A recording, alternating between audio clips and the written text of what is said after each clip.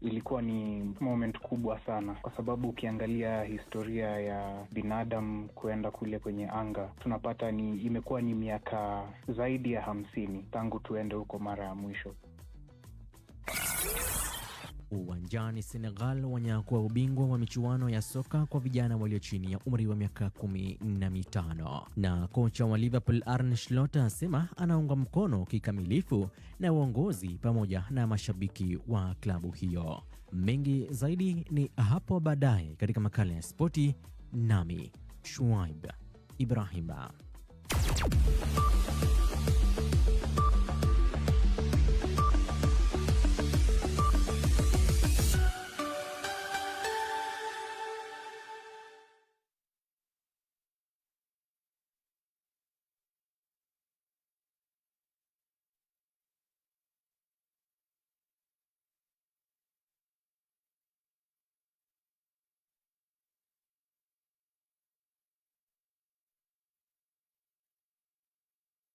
Pakistan ilionya kwamba pengo kati ya misimamo mataifa hayo mawili bado ni kubwa sana.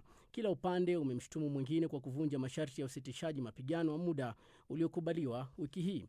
Iran inasisitiza kuwa mapatano hayo lazima yajumuishe Lebanon, wakati Marekani inasema Iran haijafungua kikamilifu mlango bahari wa Hormuz.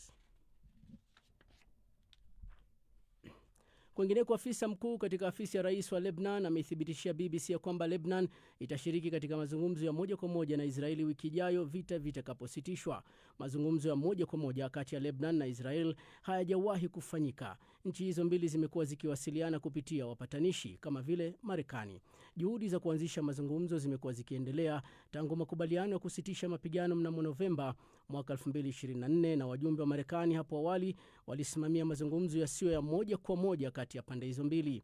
Hayo yakijiri, Israeli imeendelea kushambulia Hezbollah nchini Lebanon licha ya wito wa kimataifa kutaka kukomeshwa kwa mashambulizi hayo. Jeshi la Israeli linasema kwamba limewaua wapiganaji zaidi ya 40 tangu mashambulizi makubwa ya Jumatano na kuharibu maeneo mengi ya kijeshi. Hezbollah imesema ilirusha makombora kuelekea Israeli usiku. Katika taarifa nyingine ni kwamba watu 9 wakiwemo watoto 7 wamethibitishwa kufariki dunia baada ya boti waliokuwa wakisafiria kukumbwa na dhoruba na kupinduka katika ziwa Volta nchini Ghana. Boti hiyo ilikuwa imebeba abiria 16. Victor Kenani na taarifa kamili. Hadi sasa mlango wa Hormuz uko wazi. Bila shaka kuna vikwazo vya kiufundi kutokana na eneo hilo kuwa la vita na pia kutokana na mipango mingi.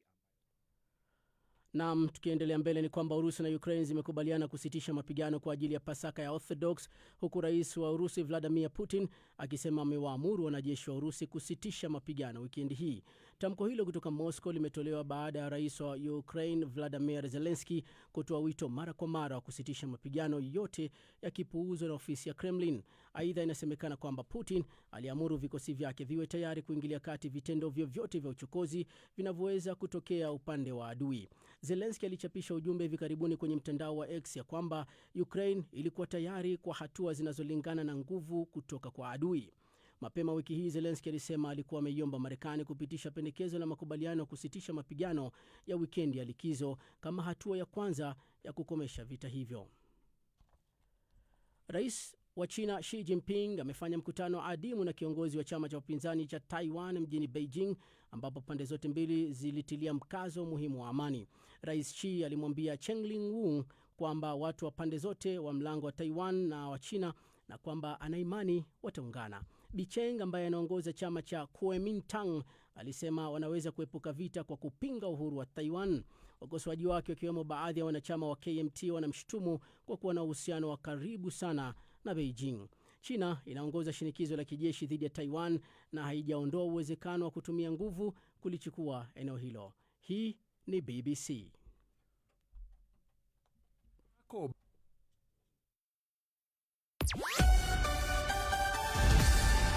Taarifa ya habari za dunia imesomwa na Ahmed Bahaji. Matangazo haya ya Dira ya Dunia, msikilizaji, yanapatikana kupitia FM. Nchini Tanzania ni Classic FM na Radio 1, Kenya Tegesikio kupitia Mwenedu FM na County FM, Uganda Voice of Busoga na Voice of Karamoja, na kule Jamhuri ya Kidemokrasia ya Kongo ni Lizadel Radio na Radio Muungano Beni. Yanapatikana pia kwenye tovuti yetu na ukurasa wetu wa Facebook BBC News Swahili. Jioni huu kuna Mekaro Robi na mwenzangu ni Sarafina Robi, atarejea baadaye na mjadala wetu hii leo tukiangazia safari ya wanaanga wa NASA wa Artemis 2. Makamu wa rais wa Marekani J.D. Vance yuko njiani kuelekea Pakistan kufanya mazungumzo na Iran yanayotarajiwa kuanza kesho Jumamosi. Bwana Vance anasema anatumai mazungumzo yatakayofanyika Islamabad yatakwenda vizuri na kuwa Marekani iko tayari kunyosha mkono wa heri maadam Iran haitowacheza. Awali Pakistan ilionya tofauti kati ya mataifa hayo mawili yanayohasimiana zinasalia kuwa kubwa. Phyllis Mwatiana kuarifu zaidi. Shirika la kimataifa la usafiri wa baharini linasema kwamba meli chache sana zimefanikiwa kupita katika mlango bahari wa Hormuz. Wakati huo huo, Israel imeendelea kushambulia Hezbollah nchini Lebanon. Licha ya sintofahamu inayoendelea, Pakistan inaendelea na maandalizi ya kuandaa mazungumzo. Hakuna udhibitisho kwamba ujumbe kutoka Marekani au Iran umefika. Pakistan bado ina matumaini kuwa mazungumzo hayo yatafanyika. Hayo yakijiri, waziri mkuu wa Uingereza Keir Starmer, ambaye anahitimisha ziara yake katika mataifa ya Ghuba, anasema kwamba kiasi kikubwa cha mazungumzo aliyofanya na maafisa wakuu yalihusu mpango wa vitendo wa kuruhusu meli kupita katika mlango wa bahari wa Hormuz. Tulitumia muda mwingi katika mazungumzo hayo ya simu tukijadili mpango wa vitendo utakaohitajika ili kuhakikisha usafiri wa majini unapita katika ule mlango wa bahari, pamoja na jukumu ambalo Uingereza imekuwa ikichukua kwa wiki kadhaa sasa, na tumekuwa tukikusanya muungano wa nchi mbalimbali ambazo sasa zimefikia zaidi ya 30, tukifanya kazi katika mpango wa kisiasa na pia kidiplomasia, lakini pia tukichunguza ule uwezo wa kijeshi na hata masuala ya kiutendaji ya kusafirisha meli kupitia mlango huo. Njia hiyo muhimu ya maji kwa kawaida hubeba takriban 20% ya gesi na mafuta duniani, lakini Iran imetishia kushambulia vyombo vinavyovuka eneo hilo bila ruhusa. Alhamisi usiku, Keir Starmer alifanya mazungumzo ya simu na rais wa Marekani Donald Trump, ambapo Downing Street inasema kwamba viongozi hao wawili walijadili hatua za usitishaji mapigano zilizopo sasa pamoja na haja ya mpango wa vitendo wa kuruhusu usafirishaji kuendelea kupitia mlango wa Hormuz. Akiangazia hali kwenda mbele itakuwaje, waziri mkuu wa Uingereza anakubali kuwa mpango wa usitishaji mapigano wa sasa ni dhaifu, na amewaambia waandishi wa habari kuwa hakungekuwa na ushuru wala vikwazo kwenye usafiri huo kupitia mlango wa Hormuz kama sehemu ya makubaliano ya amani ya muda mrefu katika eneo hilo. Mlango wa Hormuz lazima uwe sehemu ya suluhisho, na kuna msisitizo mkubwa ya kwamba hakuwezi kuwa na ushuru wala vikwazo kwenye usafiri wa majini katika eneo hilo. Kwa hiyo tunaondoka hapa tukiwa na dhamira ya kweli kutoka kwao ya kufanya kazi kwa karibu zaidi na sisi katika uimara wa ulinzi na pia uimara wa kiuchumi. Hili ni muhimu sana kwetu kwa sababu hali hii inaathiri pia nchi yetu, hasa uchumi wetu. Hivyo basi ni muhimu sana tushirikiane katika hili. Iran imeweka wazi kuwa inaamini Lebanon ilijumuishwa katika makubaliano ya usitishaji mapigano ya wiki 2, jambo ambalo Marekani yenyewe na Israel wanapinga. Alhamisi, naibu waziri wa mambo ya nje wa Iran Said Khatibzadeh aliambia BBC kwamba mashambulizi ya Israel yanayoendelea nchini Lebanon ni ukiukwaji mkubwa wa makubaliano hayo. Maisha yetu yamerudi tena katika hali ya vita. Hatuwezi kutoka nje ya nyumba kwa sababu ni hatari, na hatuwezi kufanya kazi. Tutawezaje kujipatia riziki? Hali ni mbaya sana. Kila mtu anakumbana na matatizo hayo. Hatuwezi kuendelea hivi kwa muda mrefu. Nadhani inabidi nirudie tena. Ingekuwa vyema kama kungekuwa na nafasi ya pili, lakini ile ya kwanza pia ilikuwa nzuri.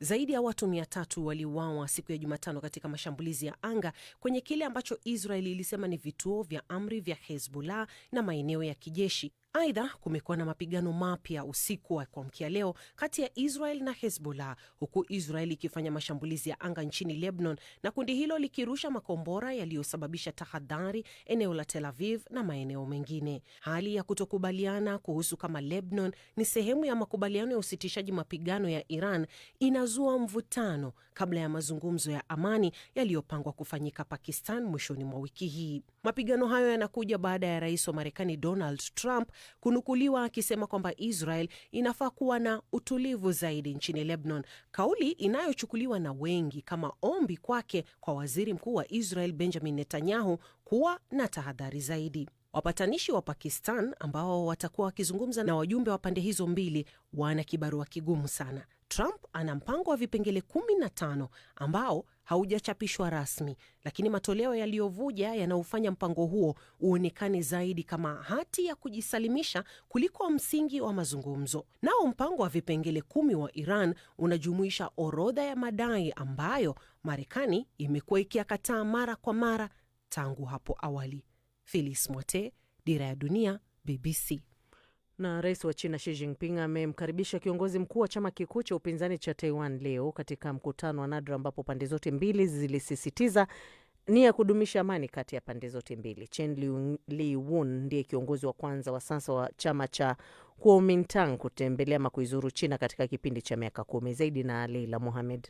Mnamo mwaka 2016 Beijing ilisimamisha mawasiliano ya ngazi ya juu na Taiwan baada ya chama tawala cha Democratic Progressive Party DPP na Tsai Ing-wen kuwa rais, ikieleza kuwa alikataa kuunga mkono dhana ya taifa moja la China. DPP ni miongoni mwa waliokosoa safari ya Cheng, wakimtuhumu kuwa mtiifu kwa Beijing. Beijing inadai Taiwan ni sehemu ya eneo lake na haijaondoa uwezekano wa kukichukua kisiwa hicho kinachojitawala kwa nguvu. Akizungumza katika mkutano uliofanyika kwenye Great Hall of the People siku ya Ijumaa, Rais Xi alisema viongozi wa vyama vyetu viwili wanakutana leo ili kulinda amani na utulivu wa nchi yetu ya pamoja, kukuza maendeleo ya amani ya mahusiano ya pande mbili za mlango wa bahari na kuruhusu vizazi vijavyo kushiriki mustakabali mzuri na wenye matumaini. Aliongezea kuwa China iko tayari kuimarisha mawasiliano na majadiliano ya pamoja na vyama mbalimbali, ikiwa ni pamoja na Kuomintang, lakini kwa sharti la kupinga uhuru wa Taiwan. Xi pia alisisitiza kuwa watu wa pande zote za mlango wa Taiwan ni wa China na wote wanataka amani. Kwa upande wake, Cheng alisema ufufuo wa taifa la Wachina ni matarajio ya pamoja ya watu wa pande zote mbili za mlango huo. Aliongeza kuwa hilo litakuwa mchango chanya kwa amani ya dunia na maendeleo ya binadamu. Katika mkutano na waandishi wa habari baada ya mazungumzo ya faragha na Rais Xi, Cheng alisema vijana wa kila kizazi wanapaswa kuelewa kuwa kupinga uhuru wa Taiwan na kudumisha makubaliano ya mwaka 1992 ni njia ya kuepuka vita, kuzuia maafa, kushirikiana na kuleta amani. Makubaliano ya mwaka 1962 ni uelewano kati ya Kuomintang iliyokuwa madarakani wakati huo na chama cha kikomunisti cha China kuhusu kuwepo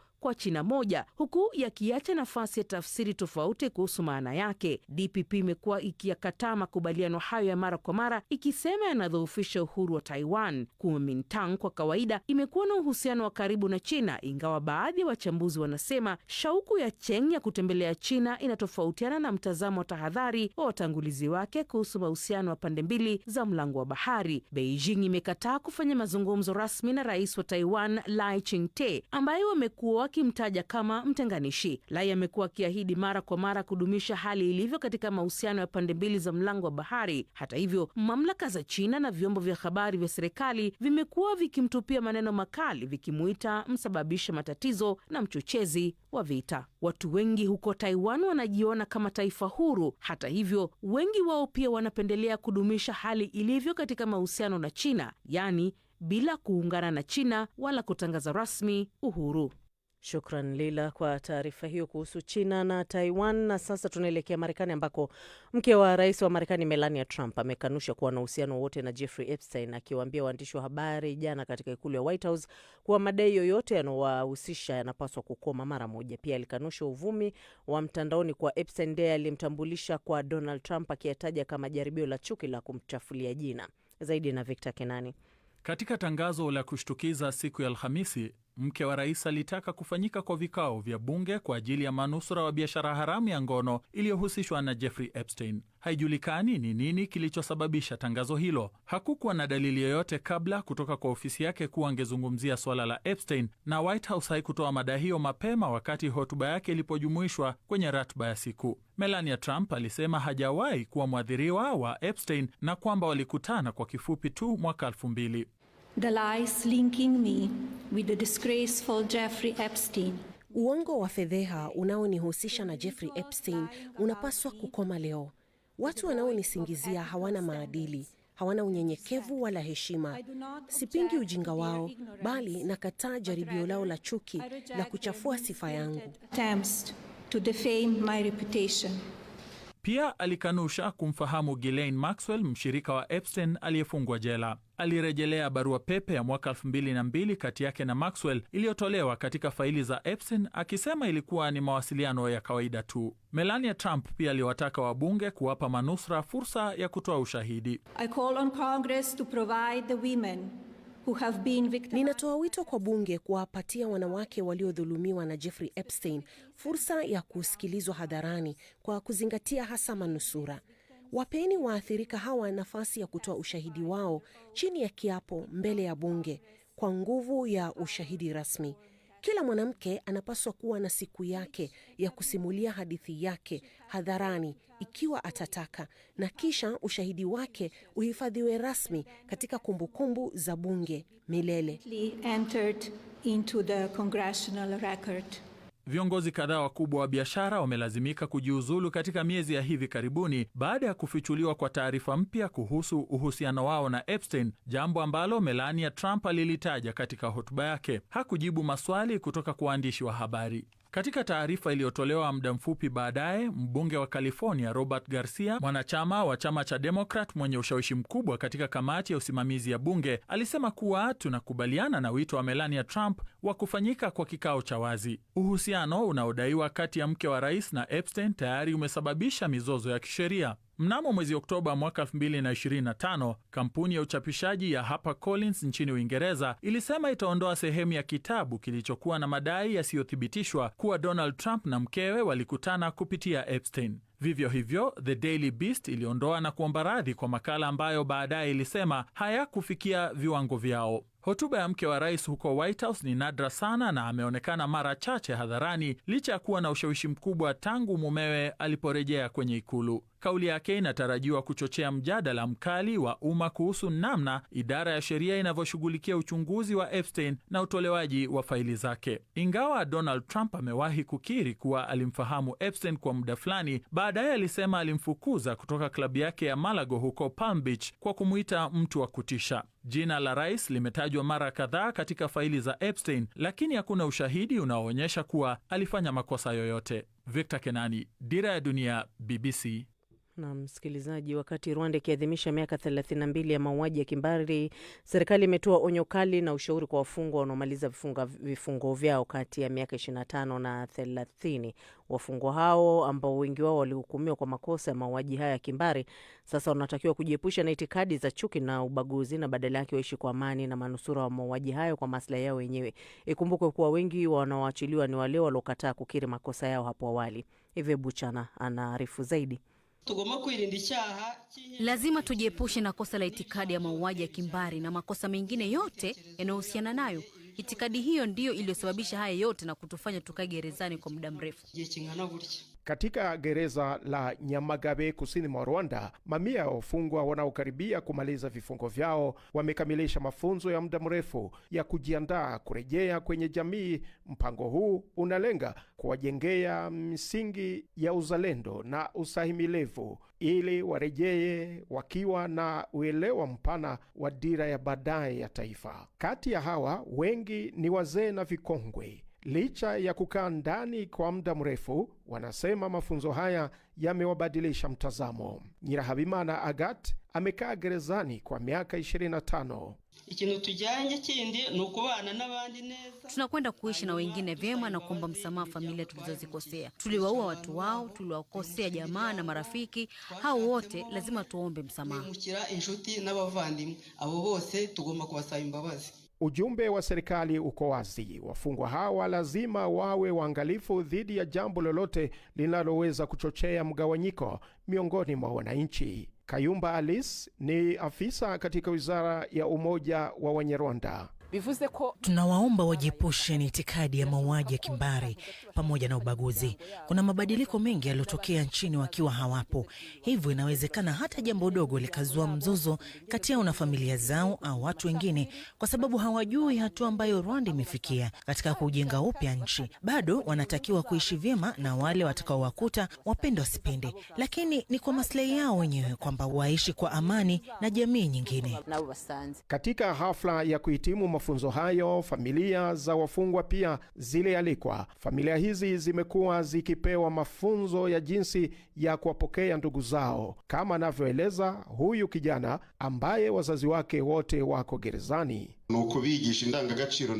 Wafundisha maadili na miiko tunayozingatia katika jamii ya Rwanda na kuonyesha hatua ya maendeleo tuliofikia na jinsi ya kuyapata kwa kujijenga kupitia kuwahimiza kujiunga na vikundi vya kuweka akiba na shughuli nyingine za maendeleo. Jambo jingine ni kuwaomba wawe na uvumilivu kwa yale watakayoyakuta yameharibika, na hilo inatokana na kwao kutofanya jambo lolote linalokwenda kinyume na sheria za Rwanda. Ingawa idadi kamili ya wafungwa wanaotarajiwa kuachiliwa haijawekwa wazi, serikali inasisitiza kuwa hii ni hatua muhimu ya kuwasaidia kuanza maisha mapya baada ya miongo kadhaa wakiwa gerezani.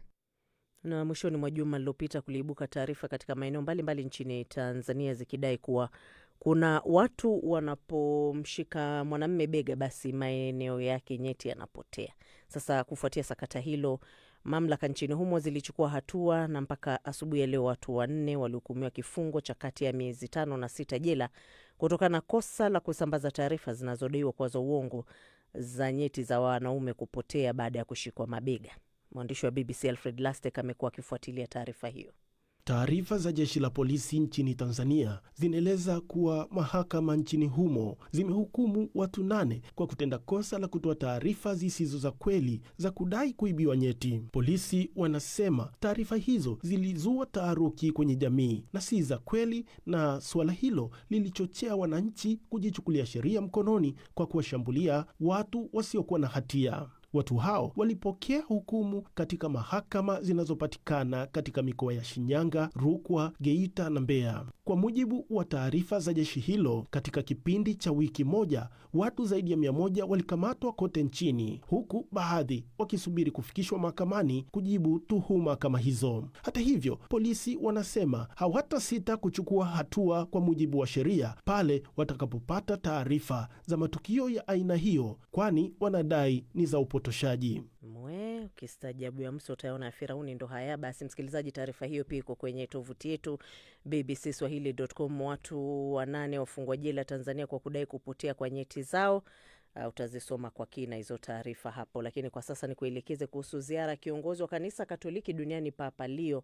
Anatazamiwa kuzuru nchi 4 za Afrika katika ziara ya siku 10 kuanzia Jumatatu ijayo. Kwa mujibu wa taarifa kutoka makao makuu ya kanisa Katoliki Vatican, miongoni mwa nchi atakazozizuru ni pamoja na Algeria, Angola, Cameroon na Equatorial Guinea.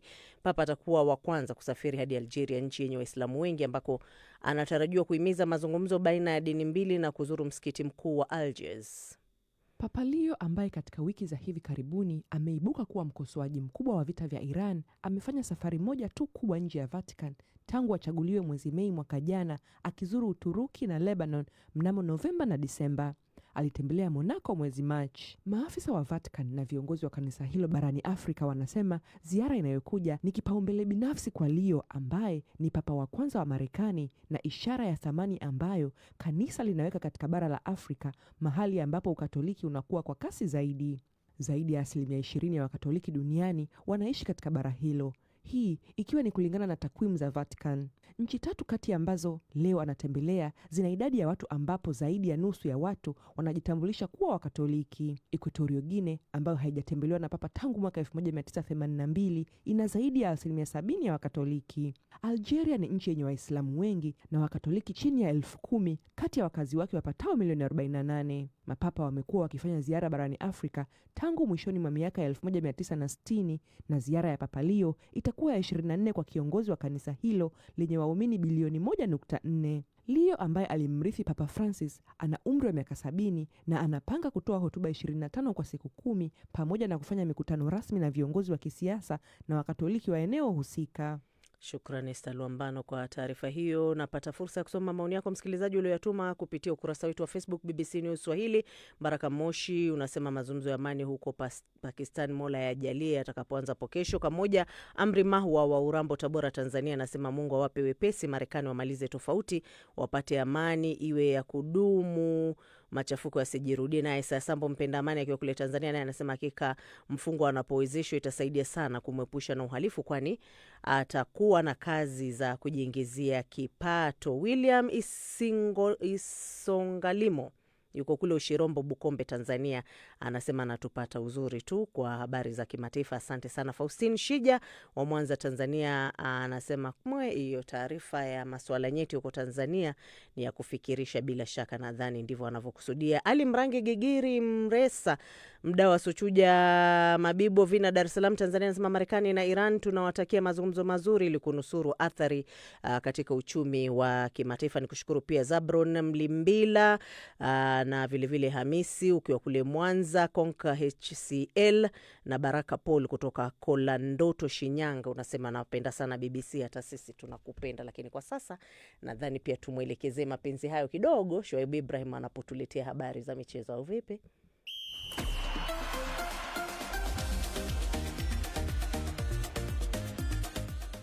Barabara kabisa. Timu taifa ya soka ya Senegal imenyakua ubingwa wa michuano ya soka kwa vijana walio chini ya umri wa miaka 15 baada ya kuishinda Uganda katika fainali. Senegal walitawazwa mabingwa baada ya kuibuka kifua mbele bao 5-4 katika mikwaju ya penalti baada ya awali timu zote mbili kuondoka sare tasa.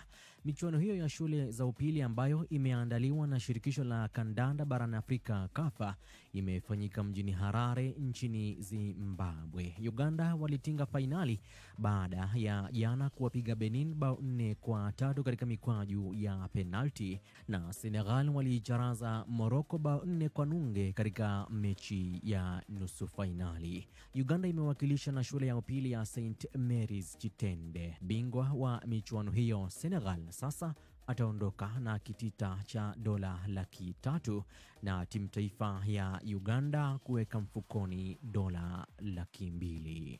Nchini Misri, mlinda lango wa klabu ya ligi kuu ya soka nchini humo ya Al Ahli Mohamed El Shanai amepigwa marufuku ya kutocheza mechi 4 baada ya kumpiga mwamuzi kichwani kufuatia sare ya bao 1-1 ya Al Ahli na klabu ya Seramika Cleopatra.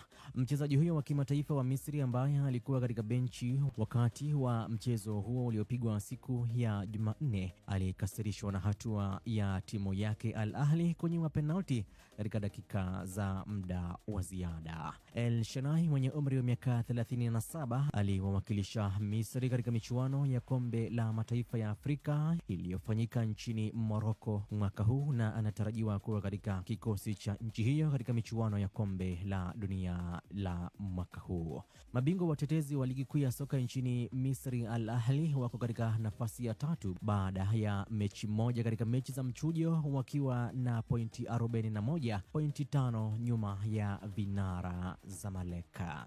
Na kocha wa Liverpool Arne Slot anasisitiza kwamba anahisi anaunga mkono kikamilifu na uongozi pamoja na mashabiki wa klabu hiyo licha ya mfululizo wa matokeo mabaya ya The Reds ambayo yamezua ongezeko la sintofahamu kuhusu mustakabali wake dimbani Anfield. Slot ambaye alimrithi Jurgen Klopp kama kocha wa Liverpool mnamo mwezi Juni mwaka 2024 alishinda ligi kuu ya Premier katika msimu wake wa kwanza, lakini sasa anang'ang'ana kumalizia katika nafasi 5 za kwanza katika Premier League ili kucheza soka la Ulaya msimu ujao, huku ikiwa ni pointi 7 pekee zinazowatenganisha The Reds walio katika nafasi ya 5 na Bournemouth ambao wako katika nafasi ya 13 katika msimamo wa ligi ya Premier. Na hatimaye mechi za ligi kuu ya soka nchini England kurejea tena baada ya kumalizika kwa mechi za kirafiki za kimataifa. Mechi hizo zinaanza kurindima tena leo usiku, huku West Ham wakiwa nyumbani wakikaribisha Wolves katika mechi ya kung'ang'ania nafasi ya kusalia katika ligi kuu ya Premier. Washika nyundo yani West Ham wapo katika nafasi ya 18 katika msimamo wa jedwali la Premier wakiwa na alama 29, huku Wolves wakiburura mkia katika nafasi ya 20 na alama 17 pekee. Wote wamecheza mechi 31. Siku ya kesho Arsenal watakuwa nyumbani kukipiga dhidi ya Bournemouth na Everton itakuwa ugenini kupepetana na Brentford. Mechi ya wiki itapigwa siku ya Jumapili wakati Chelsea the Blues wakiwa katika daraja la Stamford wataikaribisha Manchester City kwenye mechi ya kufa na kupona ambayo matokeo yake yanaweza kubadilisha sana mbio za kusaka ubingwa wa EPL msimu huu. Na huo ndio mwisho wa makala ya spoti, msikilizaji. Mimi ni Shuaib Ibrahim.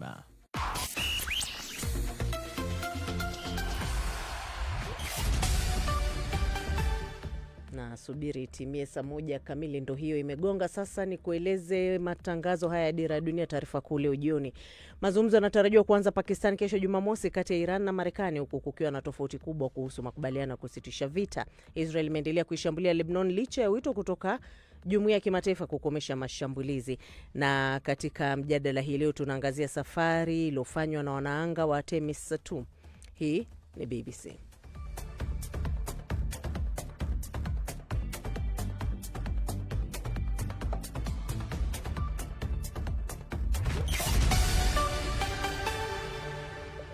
Ndo mwanzo unajiunga nasi, karibu sana msikilizaji kwenye matangazo ya Dira ya Dunia kutoka idhaa ya Kiswahili ya BBC, ukiwa nami Karo Robi na mwenzangu ni Sarafina Robi. Rekodi za shirika la anga la Marekani NASA zinaonyesha kwamba tangu programu ya Apollo wanaanga waliamshwa na mziki. Hapo awali wafanyakazi walifurahishwa na wenzao, kutumbuizwa na wenzao kwa maneno na nyimbo maarufu ambazo zilionekana kufaa kwa hafla hiyo. Sarafina Robi anakueleza zaidi. Fly me to the moon. Tamaduni ya kuamsha wanaanga kutoka usingizini kwa kutumia mziki ilianza miaka 1965 kulingana na ripoti ya NASA ya Colin Fries, mwanahistoria ambaye sasa amestaafu katika shirika hilo. Misheni ya Gemini 6 mwaka huo kwa mfano ilijumuisha muziki kama Hello Dolly ya Jack Jones, huku Gemini 7 walicheza muziki ya Ludwig van Beethoven na Johann Sebastian Bach. Mnamo mwaka 1969 wanaanga wa misheni ya Apollo 10 wanaripotiwa kuchezewa muziki ya Frank Sinatra, It's Nice to Go Traveling. It's very nice to go traveling. Na Tony Bennett, The Best Is Yet to Come. It's a real good bet. Best is yet to come. Kwenye chombo cha anga za juu ambacho kilisafirisha wanaanga kwenda angani kati ya mwaka 1981 na 2011, wafanyakazi walionyesha nyimbo zilizojumuisha On the Road Again. On the road again. Just can't wait to get on the road again. 1982, Born to be Wild.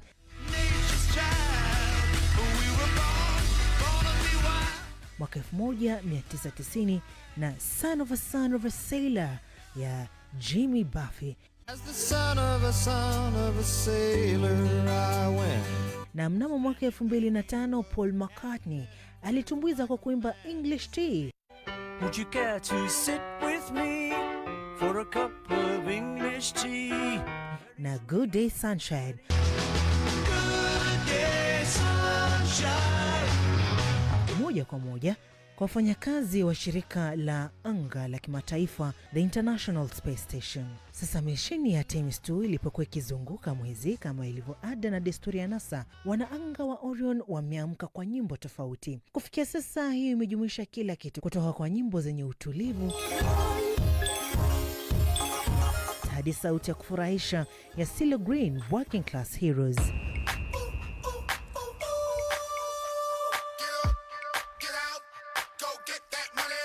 Hadi wimbo wa pop Pink Pony Club wa Chappelle Roan.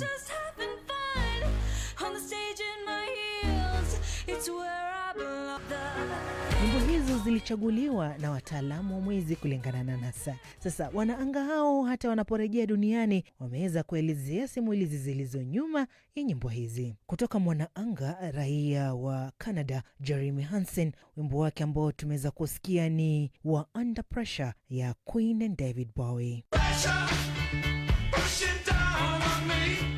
Mwanaanga Victor Glover alifichua kwamba mkewe aliweza kubadilisha mojawapo ya nyimbo zake na Good Morning ya Mandisa Toby Mac.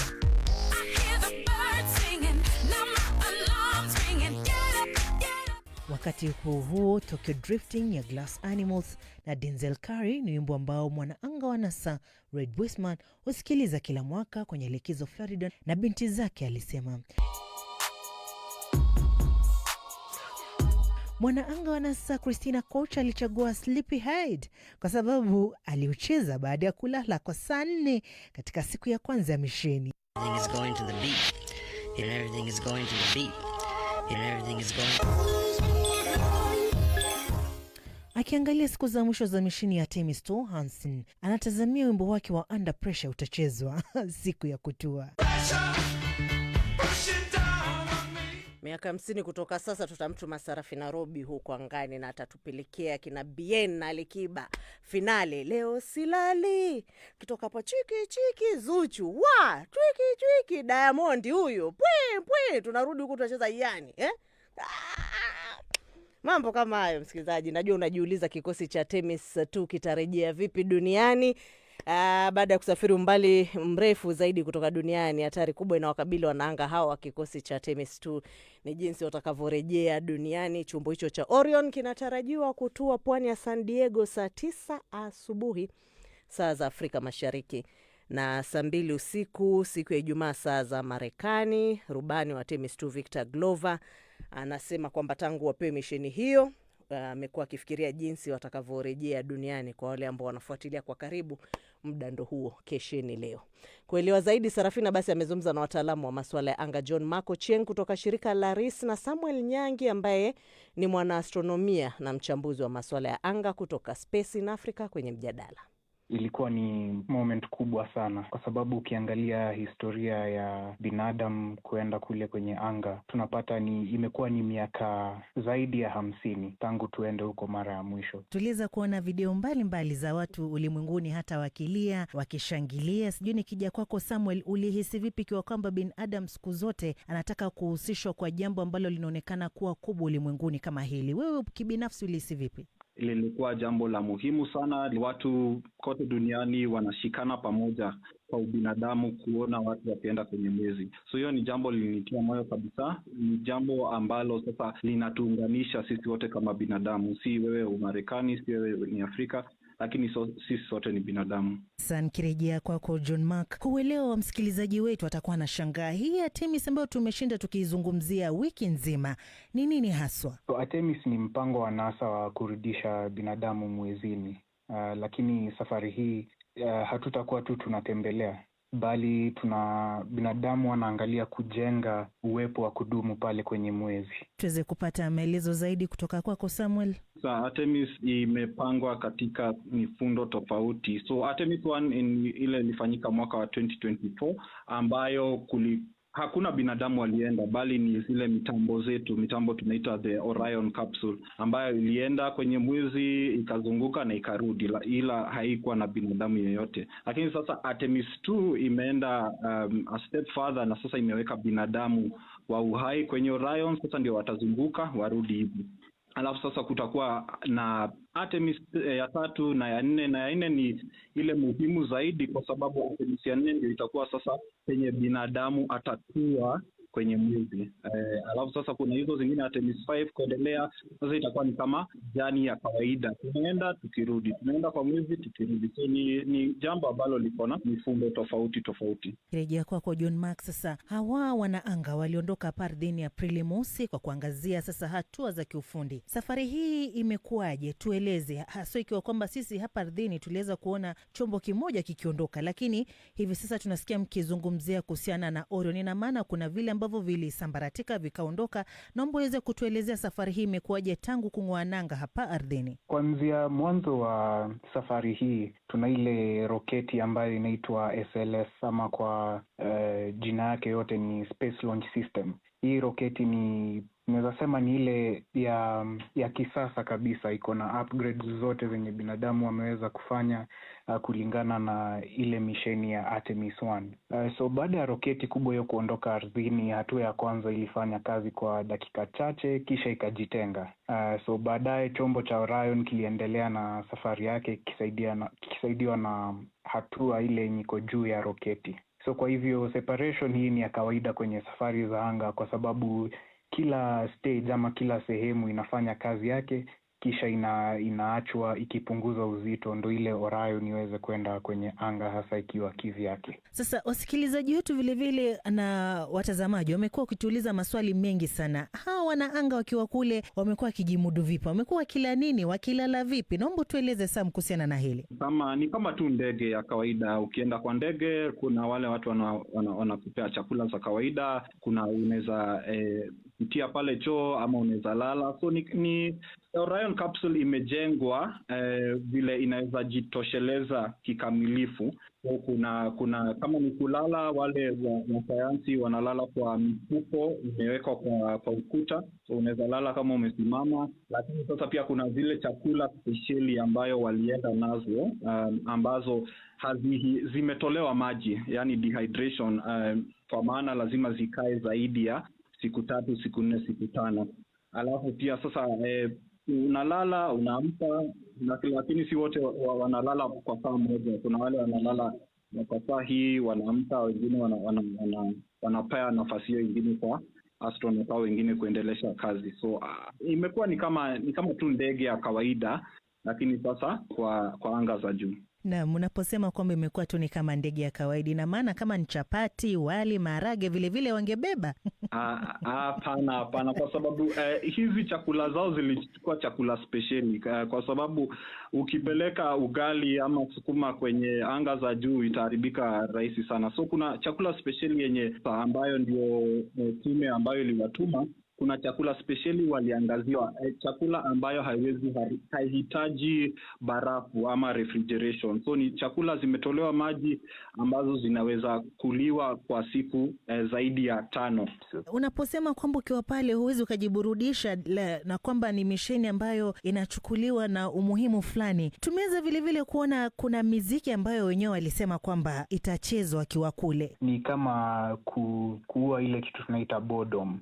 Kwa sababu unapata ndani ya Orion capsule kwa siku 10 huwezi fungua dirisha, hawezi ziba dirisha yenyewe iko hapo. So ndio kukumbushwa kwamba sisi ni binadamu na kuna zile vitu ambazo tumezoea kuzifanya. Hii ndo kwa maana walikuwa wanacheza muziki tofauti. Unapata wanacheza muziki wakiamka, wanacheza muziki wakifanya kazi, wanacheza muziki wakifanya ile kitu tunaita wind down. So hii ni tu kukumbusha na kumotivate kwamba wako kazi na wataweza kufanya hiyo kazi vilivyo bila kuhisi ni kama hawako sawa. Sasa kwamba kumekuwa na misheni zingine, ni kwa nini inaangaziwa sana ilhali imekuwa na misheni nyingine kama mlivyosema kuangazia mwezi kama ya Apollo 8 ya mwaka 1968? Binadamu hatujaweza kurudi kule kwenye mwezi ama ku-explore the moon for zaidi ya miaka 50. Kwa hivyo teknolojia imebadilika sana, na lengo la Artemis si kufika tu kwenye mwezi na kuizunguka, bali ni kujenga infrastructure ya kudumu. Nikirejea kwako Samuel, sasa tuangazie walipokuwa kule kwenye anga za nje. Kuna wakati ambapo hata mawasiliano yaliweza kukatizwa kwa takriban zaidi ya dakika 40. Ni kipi kilichotokea muda huo? Kipindi hiki kilitokea kwenye ile tunaita lunar flyby, ambayo sasa mawasiliano kwa dakika takriban umesema 40 yalikatishwa kwa sababu walikuwa wanapita nyuma ya mwezi, na mawasiliano ambayo tunatumia ya mitambo kutoka kwenye ardhi hadi kwenye Orion capsule yalizibwa. So mwezi ulikuwa ni kama ukuta ambao unaziba sasa zile mawasiliano. Zaidi ya hilo sasa kuna mambo mengine ambayo tumeweza kuona kwamba waliweza kushuhudia kule. Naomba uweze kutueleza John Mark. Mwezi iko na ile kitu inaitwa gravity yake. Kulingana na jinsi tunaweza sema ni jirani ya dunia, kuna zile mawe na barafu zinazotoka kwa anga ya nje ama ukipenda deep space.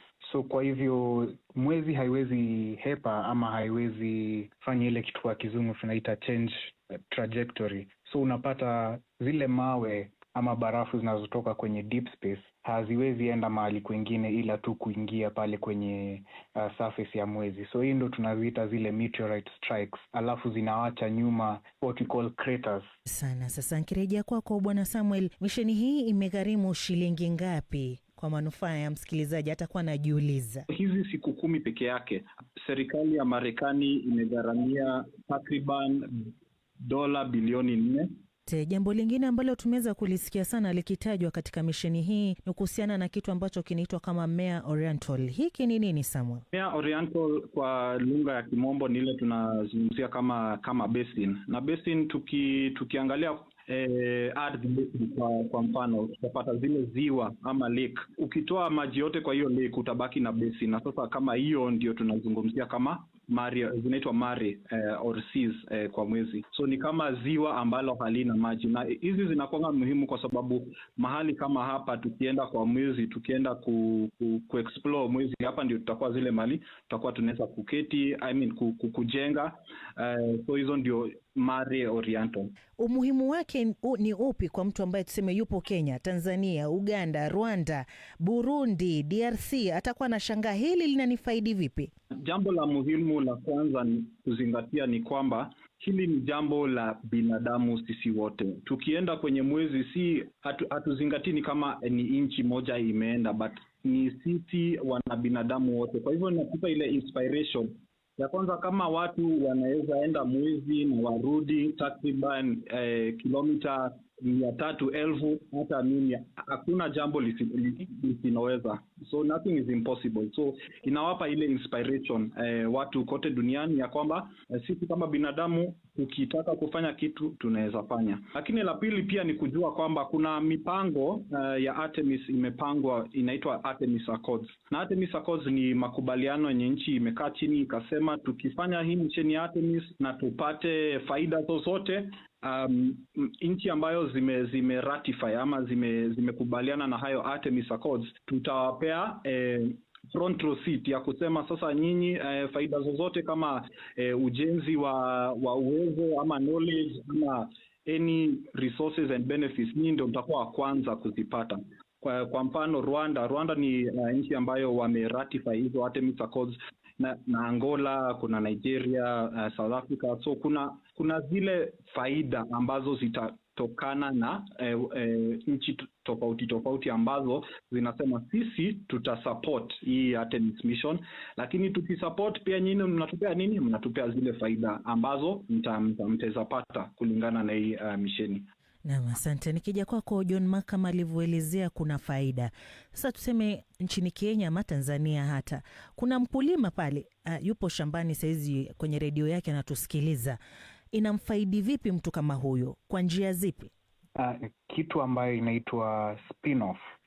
Na spin-off nikijaribu kueleza kwa Kiswahili ni inamaanisha ile teknolojia ambayo imetumika kwa misheni kama hii ya Artemis inaweza kukua adapted ili iweze kutumika kwa maisha ya kila siku. Na naona umeuliza swali kuhusu mkulima anayesikiliza kipindi hiki, itamsaidia vipi? Misheni ama roketi ile wakati inapaa kwenda kwenye anga, unapata wanachukua data nyingi sana, na hii data inaweza kutumika ku make decisions ama ku make predictions.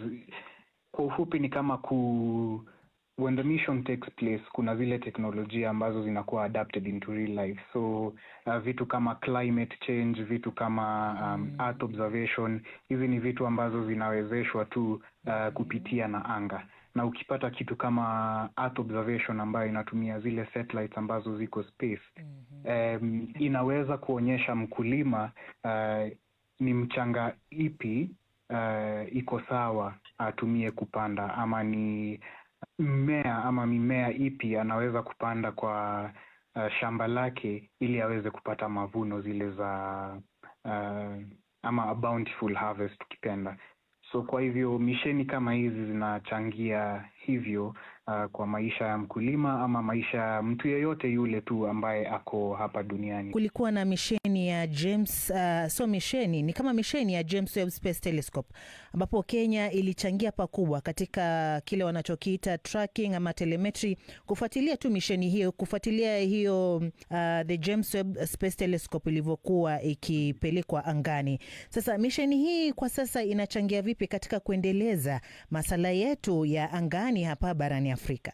Naam, ni kweli Sarafina ya kwamba Kenya ilikuwa nchi ambayo ilichangia pakubwa telemetry na tracking kutumia antena ambazo ziko pale Malindi.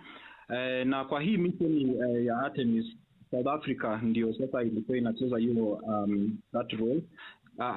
South Africa wako na hizo antenna za kutrack telemetry, na faida kwa sababu Kenya ilipochangia pakubwa kutrack James Webb Space Telescope ilikuja na pesa, na pesa si kidogo. Pesa ilikuwa kwa milioni, kwa sababu James Webb Space Telescope na hizi vitu zote Artemis, they are very expensive missions. Kwa hivyo tracking and telemetry is very important, kujua mitambo yetu iko wapi. Hiyo ndio kazi tracking and telemetry inafanya. Kwa hivyo nchi ambazo zinaziweka vizuri na kusema sisi tutakuwa na antenna ya kutrack hizi misheni, unaweza pata kwa mwaka. Unaweza pesa ambayo inaweza ingia kutrack peke yake hizi vitu zote za anga zinaweza kuwa millions of Kenya shillings. So ni jambo ambalo lina faida kifedha, na pia ni jambo ambalo lina faida kwa ujenzi wa binadamu, capacity building. Kutrack hizi vitu, si hatutaita watu kutoka Italiano, watu kutoka Marekani kuja kujenga hizi antena na kutrack. So tutaita watu wetu pale University of Nairobi, Kenyatta University, students wanakuja wanapata ujuzi wa kutrack, wanapata ujuzi. Hivi ndio mambo za anga zinakuanga. Alafu so tunapata ile effect ya ekonomia yetu, pia ina benefit kulingana na ile fedha tunapata kutrack. Students wetu wanapata experience so that wakimaliza shule hawaendi sasa Umarekani ama NASA, wanakuja kwa zile stesheni ambazo tumetenga za kusema hizi ni za stesheni za kutrack space assets. So ni jambo ambalo lina a lot of benefits. Naweza kugusia nchi ya Afrika Kusini, ni mataifa mangapi yanahusika katika misheni hii ya Artemis 2? Directly ama moja kwa moja ni South Africa peke yake, lakini kuna watu nimeona tofauti kutoka nchi kama Uganda na wengine ambao walitoka Uganda wakaenda kusomea Umarekani na wakasomea mambo ya engineering, na sasa wakaweza kucontribute Artemis mission. Lakini kwa sasa moja kwa moja ile kucontribute ya tracking na telemetry ni South Africa, lakini sasa wengine tumecontribute tu ile labda tumepeana mtu moja pale, sasa ameenda kufanya kazi NASA, na hivyo ndio tumeweza kuchangia. Nikija kwako John Mark, huku tukimalizia tu, sasa tuangazie kutua kwao. Watarudi lini, wakati upi, na watatua wapi? Naam, asante sana Sarafina.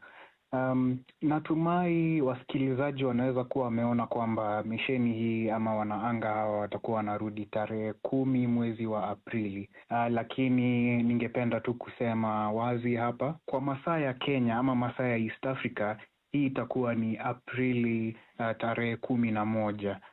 Na itakuwa mida ya saa 9 asubuhi, na wataweza kutua pale kwenye Pacific Ocean.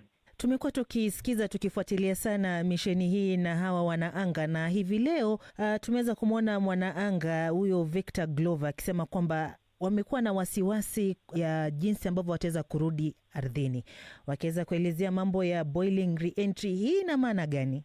Hii re-entry, hiyo Orion capsule itakuwa inakuja kwa kasi, kwa mwendo wa kasi takriban kilomita 27,000 kilometers per hour. Na hiyo ni zaidi ya ndege zozote ardhini, zaidi ya gari zote. So 27,000 kilometers, hiyo ni kasi mzito sana. Na kulingana na hiyo kasi pia kuna ile joto. Ile joto itakuwa joto 3000 degrees Celsius. So ndio maana hata astronauts wenyewe wanahofia kidogo, lakini pia wako na hope in engineering imefanywa vizuri, tutaweza kurudi nyumbani salama. So ndio maana hii re-entry ni ile hatua ya muhimu zaidi, kwa sababu hapa ndio kukienda vibaya wanaweza poteza maisha, kwa sababu sasa hizi speeds na hizi joto ni zaidi sana kulingana na ambazo tuna experience hapa ardhini. So ni jambo la very delicate, and tuna wish all the best. Na Sarafina, nikiongezea tu kwenye ile Sam amesema, ndio hii joto itakuwa ni kama nusu ya ile joto ya jua. So kwa hivyo haitakuwa tu eti ni joto tu ya kuongea, bali ni ile joto ya juu sana, kwa sababu ya ile friction ambayo watakuwa wanapitia ile wakati wanaingia kwenye sasa atmosphere ya dunia. Kwamba ile Artemis 1 ilivyokuwa ikirejea hapa ardhini, kuna pande zake ambazo tulimeweza kuonyeshwa kwamba ziliweza kusambaratika. Sasa hivi inavyokuja kutua, mmesema itatua kwenye bahari ya Pacific. Ni kwa nini wamechagua bahari, mtu atakuwa anajiuliza, John Mark? Jambo la kwanza ni kwa sababu ya ile joto. Unapata bahari inapeana itafanya cool down ya ile Orion capsule wakifika. Jambo la pili ni kwamba wakati watakuwa break through the atmosphere, kutakuwa na zile parachute ambayo watakuwa wanatumia ili slow down ile momentum ya Orion. Kwa hivyo bahari ndo the best place yao ya kutua, kwa sababu haihatarishi maisha ya mtu yoyote. Kuna vijana wadogo ambao wanawasikiza, wana matumaini sana ya siku moja vile waje kufanya kazi ambazo nyinyi mnazifanya, na vile kuangazia masala haya kwa utuo kama mlivyotueleza. Sasa mnawaambia nini kuhusiana na taaluma hii na misheni hii ambayo mmekuwa vile mkiifuatilia? Nikianza nawe Samuel. Hata mimi nilikuwa penye wasikilizaji wetu wako miaka 10 iliyopita, na ningesema kwamba hakuna kitu usiloliweza. Kama binadamu anaweza toka ardhini aende mwezi na arudi salama, inamaanisha kitu chochote ambacho unataka kukifanya, ukijipa uwezo wote, alafu unapata usaidizi kutoka watu karibu yako, unaweza. Kama mimi nilikuwa nimesema mimi nataka kwenda NASA, lakini sasa pia nimepata hii opportunity hapa Kenya na naifanya vizuri na nashukuru. Ningependa kuambia anga si ya watu wa pekee, ni kwa watu wanaodhubutu kuuliza maswali makubwa, na jinsi tu Sam alivyosema, mtu yoyote anaweza fanya. Sio lazima uchangie kwa kujenga roketi. Unaweza pia kufanya kazi kwa kampuni ambayo inasafirisha hiyo roketi kwenda juu. So the opportunities are endless, na inahitaji tu mtu awe na ile kitu tunaita curiosity, na wataweza kuingia katika sekta hii ya anga ya juu. Asanteni sana. Tunapomalizia, nataka sasa maneno yenu ya mwisho, manake tulivyokuwa tukiangalia wakienda wote waliweza kusema ni kwa nini wamejitosa kwenye ulingo huu. Wengine wakasema kwa sababu for humanity, binadamu. Wengine akasema kwa sababu ya familia. Nikianza nawe Samuel, ni kwa nini wafanya kazi hii? Nafanya kazi hii kwa sababu nadhani ni ile tunaita passion. Passion, na vile John Mark amesema, ni curiosity. Tunataka kujua, tunaonanga mwezi kila siku, ni kwa nini siku moja tunaona iko full moon, ni kwa nini siku nyingine tunaona iko new moon? So ni ile curiosity ya kujua hii anga za juu zetu, hii jua, hii sayari zote zinafanya kazi aje. So ni ile tu curiosity ya kujua, na pia ni ile passion. Ukienda kwa mahali tunaita ushago, ama mbali na karibu na mbali na cities, unaweza kaa tu chini uone zile stars za anga, unasikia tu vizuri. So ni jambo pia sasa career ni jambo ambalo linakupea satisfaction, something very unique, na ni kitu ambayo pia tumesema is everyone can do it. Bila shaka. Nawe John Mark? Naam, asante sana. Ningependa tu kurukia kile Samuel ameweza kusema ya mwisho, na ameweza kusema kwa kimombo kwamba everyone can do it. Na ningependa kusema kwamba mimi binafsi sikusomea hii mambo ya anga shuleni. Niliweza kujifunza mambo haya, na ilitokana na ile passion ambayo nilikuwa nayo ya space exploration. Kwa nini binadamu tuweze kuuliza maswali magumu kama ni nini iko beyond the skies, ni nini iko kule kwenye deep space. Kwa hiyo unapata haya maswali niliyokuwa najiuliza ndio yaliniwezesha kufanya kazi kwa hii sekta ya anga ya juu. Naam, asanteni sana. Huyo ni John Mark kutoka shirika la RIS, pamoja na mwanaastronomia Samuel Nyangi kutoka Space in Africa wakituelezea zaidi kuhusu misheni hii ya Artemis 2 ambayo kwa sasa tunahesabu tu masaa kabla ya wanaanga hawa kurejea duniani. Kufikia hapo hatuna la ziada msikilizaji. Kwa niaba wenzangu Caro Robi, msimamizi wa matangazo haya Victor Kenani, mhariri Phyllis Mote, fundi wa mitambo Terry Chege, shukrani sana kwa kutusikiliza. Mimi ni Sarafina Rubi na hii ni BBC.